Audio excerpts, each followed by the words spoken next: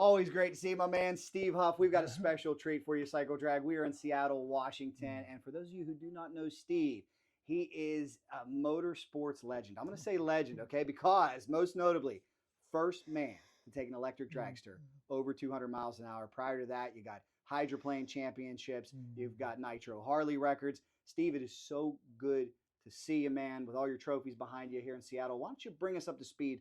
What's going on and how you doing? Well, thanks, Jack, and thanks everybody watching, and Cycle Drag, thanks for carrying. I'm doing well. Still in my battle with cancer. This is year number 4. I'm still going through chemo. I finally have one that took my hair. Looking good. Yeah, well. Fighting hard. Fighting hard. It's another challenge. And as racers, we don't quit when we have challenges. We don't quit when we're tired. We quit when we're done. And that's a motto that I heard a long time ago, and I'll never forget. Something you told to me many times. And when you say that, I think about a late night in Tucson, Arizona, when you were running about 185 in an electric dragster, and they kept the track open 5 minutes later, and boom, you literally shocked the world. You have always had such laser focus and such a hard work ethic.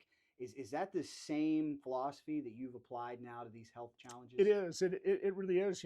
I don't give up, and we try and figure out new things to overcome challenges. When many doctors really have a lot of times they really treat the symptoms and don't try and find the root cause of them. And with me, my cancer is in my spine, and it's causing some neurological issues that are far more dangerous than the cancer itself.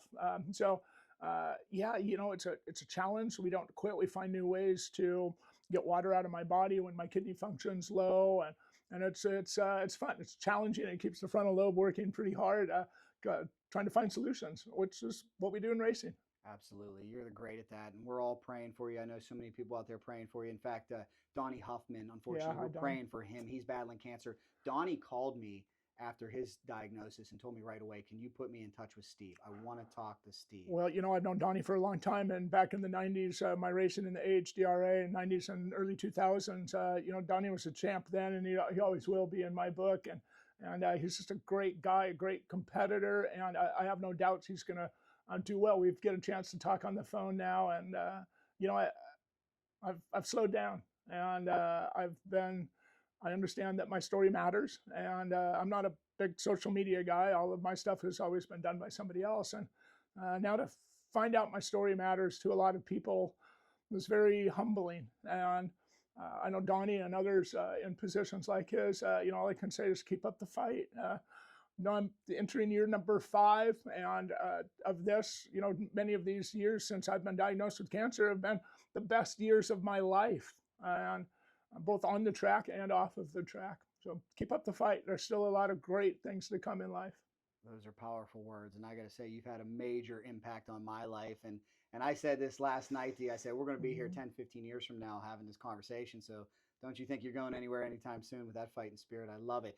Speaking of fighting spirit, you beat Don Garlits to 200 miles an hour. There's not many people that can say they beat Don Garlits to anything. No, I climbed a pretty big mountain in my career, and I was never afraid of a challenge. And having to close my shop, there's 30 years of history that are on the walls, and pulling these things down, the trophies, the records, the magazines, the championships, the books, it's really been amazing reflecting on a career that has spanned over 30 years and in a lot of different disciplines. And when I decided to challenge Don Garlits to be the first to 200 in an electric dragster, well, I didn't know anything about electric dragsters, and boy, I sure picked a tough guy to challenge. I'll tell you what, they don't get much tougher, and Don's living proof, but we did it, and I couldn't be more proud of my team. But that was really the culmination of a career of thinking through problems, finding solutions, and and having a team of people that believed in me, and whether it be the companies the technical sponsors that I brought on board, and a lot of it has to do with a man named Larry Carroll, who just doesn't get enough credit for this electric dragster success. Without Larry, this project wouldn't have happened. It certainly wouldn't have looked the way it looked wouldn't have happened the way it did. And Larry was responsible for backing me through that, all of those years of figuring this out and never quitting and never giving up. So, when you look at our team name, it says Carroll, Huff, and Barger, and Larry Carroll's at the top of that list for a reason. As a man that really changed my life, and I'm just really blessed to have brought the quality of people into my life and into the projects that I have been doing that are just top notch. I make sure I'm not the smartest guy in the room, and I'm no dummy. So I'm surrounded by some pretty smart people, and some people that have some influence. So it takes a team. So I appreciate a lot of the credit, but it certainly has a lot to do with a lot of other people. AEM, Larry Carroll, Derek Barger, who designed the battery, and that project was a challenge, but we did it, and we never quit until it was done. Ever take it away from you? Your fighting spirit is contagious. I think of you. I think of that Tim McGraw song, "Live Like You Were Dying." You called me in 2020. You told me what was going on. Most people would have gone home and given up. For you, you found another gear. I found another gear. I saw you. We got you to the NHRA national events, and you're competing against Don Garlitz, Yep. and you're breaking records, and you just absolutely had the time of your life. I did. What could you say to anybody out there who is struggling with this? That every single day people get this news, and some of them they just want to give up. What could you say to somebody struggling? What did you say? If you could tell us anything about what you told Donnie Huffman, what words of wisdom you gave him, as people look to you as such an inspiration. Well, you got to. I always hoped that I had it in me, but you never know until you're faced with these challenges. And what I've told Donnie and others in this position is that you're going to be amazed at what you find that you have inside of you if you just do it. And don't let anything get in your way, period. When I got diagnosed, I was at the peak of my career, right? It just kept getting better and better and better. Over 30 years, I was everything I wanted to do and accomplishing these things and building these great teams. And we had sorry, I'm going to be snot-nosed the rest of the time. But let me get you some clean. We got some Kleenexes over here. This is one of the toughest guys in the world, guys, Mr. Steve Huff. If you guys want to see the video on Cycle Drag, by the way, of Steve breaking the 100-mile-an-hour mark, it is up there, and it's something I'm really proud of, Steve, because you said it best a long time ago. You told me, you said, hey, and this is something I didn't think of until you brought it up to me. You said these videos are going to live forever, from what we know, unless Google decides to delete them all, or hopefully they don't. These videos are going to live forever, and any of us could be faced with that reality that today is our last day. We compete in dangerous sports. We ride motorcycles. We do this crazy stuff. But I'm just so proud of you and to be a part of it. I remember that day at Tucson, Arizona. It was during COVID. There wasn't much going on. We had to go to Arizona to get a track. Alan Reinhart showed up. He loved your dragster. And you guys were down like 15 miles an hour. And I'm thinking, Steve's not going to be able to do this. And then at 12:05, that's right. Just like you found another gear in your battle against cancer, you found another gear in your fight the Eclipse 200, and you did it. What did you guys find? Well, what we really found, it was all in the data, and I knew we would find it in the data, right? AEM had come on board with this great data acquisition deal with for electric cars, and of course it's all CAN-based. Now this is these are new things I've had to learn through my career, right? We've got to keep up with technology, and I knew the answer was in the data, and that's been one of my strong points in my career, is finding the answer in the data and being able to translate that, build my way around it somehow, and then solve these challenges and problems that others had faced. And what we found was literally, and it sounds simple now, but nobody had found it prior, it was the performance of our battery based on temperature. And this goes down to within 1 degree. When we were running 195 miles an hour, and everything, all of the knobs were turned in this one particular spot, and then all of a sudden it would go 200 miles an hour and we never turned a knob. That's wrong. As a racer, you're like, something's wrong here. I've still got to find this variable in our data, and we found it with some thermocouplers in the battery. We were able to record multiple places of internal battery temperature, and we got it to a point where 1 degree of battery temperature made 1 mile an hour difference. Once we get to this edge, right? We were walking on the edge. We don't want to fall over it. That's when bad stuff happens. But we found that the closer we got to that edge, in fact, I had 1 foot hanging over the edge, and at midnight, we saw it in the data. There it was, well, 10 minutes after midnight, after we went 200 miles an hour, it showed up in the data right there. There it was. Our battery temperature had been off previously by just a couple of degrees. And then I went back home, but my project still wasn't done. We went 200 miles an hour one time. And in fact, that night in Tucson, we didn't really even know why.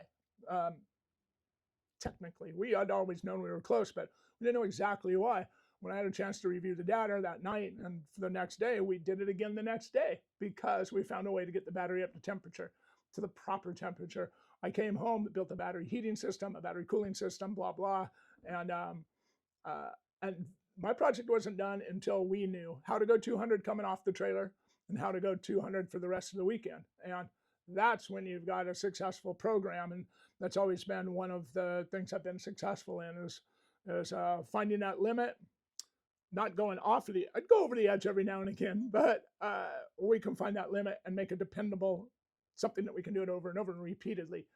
And ultimately, at the end of my racing career, I've had to give up my racing due to my spine and the strength of my spine. Now, hopefully, we get some of that back. I'm meeting the spine surgeons right now, neurologists, and if I can, you'll see me at Bonneville again. My brain's all still great.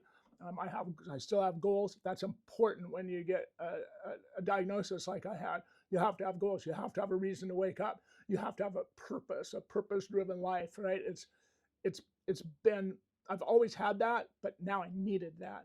And what we were able to do after that one night in Tucson event, and with the new battery heating system, the last time I raced that car, and they say a race is only as good as his last race. We were in Seattle at the Nationals, the NHRA, my hometown. We came off the trailer at 200. We ran 4 consecutive 200 plus mile an hour passes at the national event, and we put it back on the trailer at 200. That was when it was time to do the mic drop and say, now I've figured it out. Now I know how to make this electric car go 200 miles an hour every time I want to do it. But it was stick with itness, right? And again, you look at the successful race teams and the people who are successful, my mentors who were successful in my career. If you read the list of my teachers, it's an all-star list. But what they never taught me how to race or how to do something. What they taught me was how to think and how to not give up. And these were men like Jim McClure, legend, and Alan Sputh at Bonneville, and Wally Johnson with the hydroplanes. And I mean, these guys were all their respective champions in their respect. I mean, it started with Bonnie Truitt. And I mean, again, there's a list of my teachers, my mentors, my friends, and my competitors. They always kept me honest. And through my career, I've had some challenges and struggles, like many of us have. And I've had mine. I had mine with drugs and alcohol, and I'm so happy that I've gotten to enjoy this last decade being, away from drugs and clean, and away from alcohol and clean and sober, and have a career to reflect back on. I always thought I'd go out in a ball of fiery spectacularness, right? I never thought I'd have to think about this stuff. But watch what you do, because when you do get put into a position, sometimes you have to think about the things. And as you'd mentioned, when I got my cancer diagnosis, I found another gear. Things were going great. Larry Carroll had been in my life, and as a friend, as a mentor, and as a backer of some of the craziest projects I've ever decided to do, the electric car certainly being one of them. And I decided it was time to put it into high gear. I had just beat Don Garlitz to 200. I'd spent 7 years developing a television show that was ready to go to air. It's called Speed Geeks, The Science of Speed. And by the way, we're going to share this sizzle reel with you, a sizzle reel that was done by Chassis Media, who is Adam Carolla and Nate Adams. They got on board as my production entity with my show. And I just beaten Don Garlitz, and I was getting ready to go into the Science of Speed, my television show. And then I got my cancer diagnosis, and everything stopped. Wow. I immediately went into 8 months of some pretty heavy, hardcore treatment, and that included radiation and chemo. I got out of that treatment, I had a choice. I could sit at home and wait for the cancer to catch me, or I could get out and try and stay out in front of it. As a racer, well, of course, I chose the latter. And I set out to win a national championship in my hydroplane. I did it. I set out to turn that 200-mile-an-hour pass into a 200-mile-an-hour every time, and we did it. And my community service, I've always been involved with our community, and I recommend everybody do so. It's as rewarding of things I've ever done. So the work I was doing with students, I multiplied that by a factor of 20, and I started bringing in more kids and more students, kids that were on the spectrum, like myself, and with these ADHD minds and OCD and there's undiagnosed autism that when you find the thing you're great at, it's like a superpower. And I've been blessed to have found that in racing. And I've dedicated my life to racing. I never got married. I never had kids, blah, blah, blah. But again, all of this is stuff that you'll find in a book that we're working on. Exactly. Yeah. Well, you're a true inspiration. God bless you. Like I said, we're going to be having this conversation 15 years from now. I know that you are just going to find a way to beat the odds like you always do, proving these doctors wrong. I love it. And Steve, as we go here, as we wrap this thing up, we do want to remind people, you got a book coming. We also want to remind people, if they're just finding you for the first time, check out those videos on Cycle Drag. You can that Tucson. We can talk about that Tucson. And, Jack, you and Cycle Drag World have all been, love it or hate it. The electric car was, I think, way more lovers than haters. Right? Everybody was impressed with what you did. I remember the night I post that, it shot. I mean, I'm getting all the media members, all the NHRA people. Everybody was just over the moon. Here we are in Tucson, Arizona, with 5 people at the racetrack, and the whole world saw what you did. Right. And we watched that. We watched that news story travel around the world. It was reprinted in so many languages. Those are all on that stevehuffmotorsports.com. You go back into the blogs or into the history or what, they're somewhere on the website. But that was big news, and it was a milestone in drag racing that was there. And not that I was a big fan of electric drag racing, but I thought that I knew enough and had the ability to resolve the challenges that others were having when they were trying to be the first to 200. And Garlitz and I weren't the only two, right? Garlitz was just at the top of the list. And that's you want to put, if Garlitz is your target, I'll tell you what, you better be prepared to go do battle. And I was. And we did. We found the solutions, including, not the least of which was utilizing a clutch and rotating mass, or inertia, as we call it, to launch an electric car. People think, oh, they just launch, including the industry experts that I had invited to my shop when I proposed this project and told them how important that a clutch was to any vehicle and being able to get that launch. And, everything in theory works in practice, but not everything in practice works in theory, or whatever way it goes. That whole thing kind of came true. And we went out to the track and showed that you put a clutch on it, what's already quick in our world, a 140 60-foot time just is slow. On the street world, that's incredibly fast. And people thought, oh, you've got all this power. The electric motors show that you've got the same amount of torque at 1 RPM as you do at wide open. That's true. But what you're missing is the weight of that flywheel that's spinning out before you hit the launch button. And it's the weight of that flywheel that launches you. So bringing that to the industry was, I'm getting the industry to recognize that. Now we see, of course, Ford and Chevy, and my data ended up in their direction. It's another story, but you're a trailblazer. You're a legend, my friend. It was a fun challenge. I love it. What an awesome career. And guess what? She ain't done yet. She ain't done by a long shot. So you keep fighting the good fight. Everybody in the comments, please join me in wishing Steve well. And thank you, Steve. We look forward to a full recovery, and we look forward to seeing you at the racetrack real soon. God bless you, and thanks for having me here in Seattle. Thank you.